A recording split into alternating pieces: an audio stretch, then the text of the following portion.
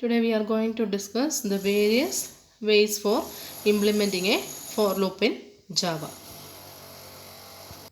So there are different ways for implementing a for loop. So the very first one is omitting parameters. So we can implement the for loop by omitting the parameters. So all of you know how to declare a for loop. That is, inside the for loop there are three things are there. That is initialization, condition checking or test expression or update expression. So here you can see that inside the for loop, so the initialization part is missing. Condition checking and incrementation part are there and body of loop is also there. So when an initial value is not given, what happens is the loop starts with a garbage value. Garbage means null value. That is, it continues to operate the loop body until the test condition is false. So this is the situation occurs when we omit the initialization part. So we have omitted the initialization part over here. So next thing is,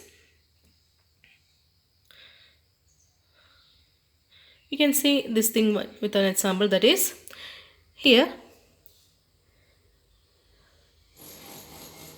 int I equal 1 for I less than or equal to 5 I plus plus. Here you can see that the initialization is given above the for loop.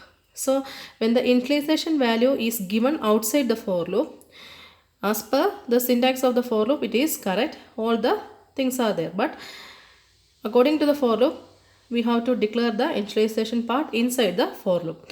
So the program is executed appropriately without any errors.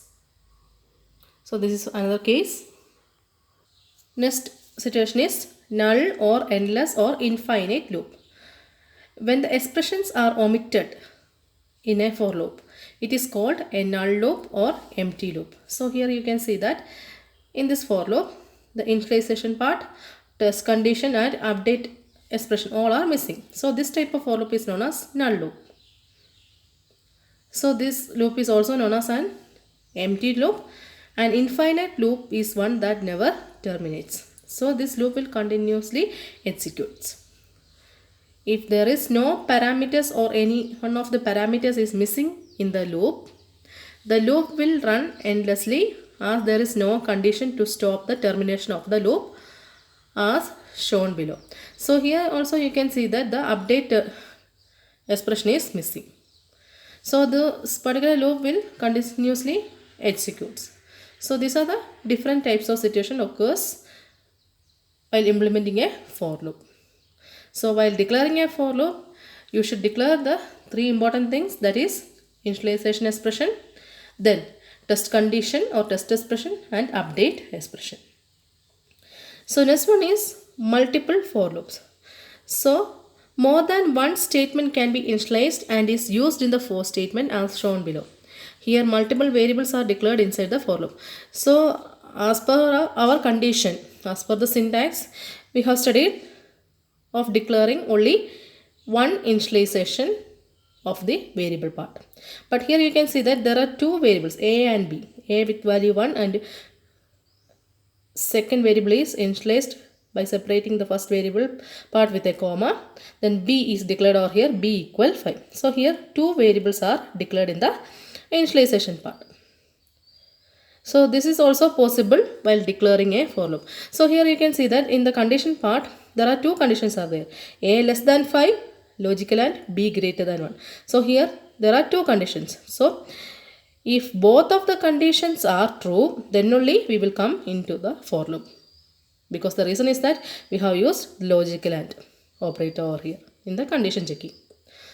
So since there are two variable declarations in the initialization part, both of the variables have to be updated in the updation part. So the updation section, you can see a will be incremented and b's value will be decremented. So this is the printing statement. So let's see how the output goes. When the value of a equal 1 and b equal 5, what happens? The condition here we will check that. So the initial value is 1 for a and for b the value is 5. So we'll check 1 less than 5. Yes, it's true. And what is the value of b? B is 5. 5 is greater than 1. So since both the conditions are true, we will come inside the loop and we will execute the value of a and b. That is a equal 1, b equal to 5. Both these values are printed.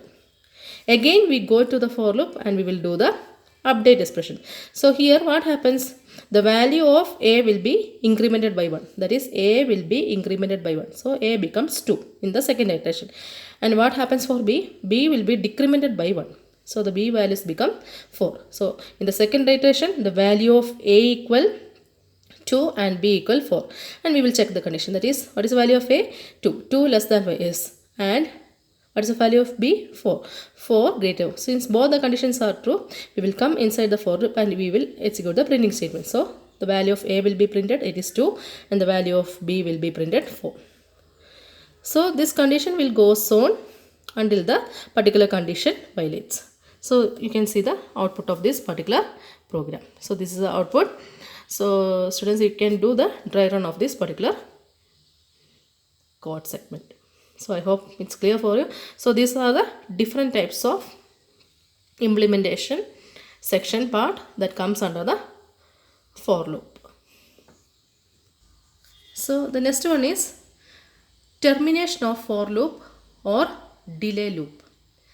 So here you can see that here we declared a for loop. So after the for loop, here you can see that there is a semicolon over here. Clear? So this is wrong according to the for loop declaration. So if there is no semicolon at the end of the for loop, the number printed will be 1, 2, 3, 4 and 5. So since there is a semicolon appears at the end of the for loop, the numbers 1, 2, 3 and 3, 4 and 5 remain in the memory. And because of the increment I++ in the for statement, the next number encountered will be 6. So the entire loop acts as a delay loop and the number that will printed will be 6. So this is another situation that occurs in the for loop. So this is a delay loop. So I hope it's clear for you. So these are the different ways of implementing a for loop.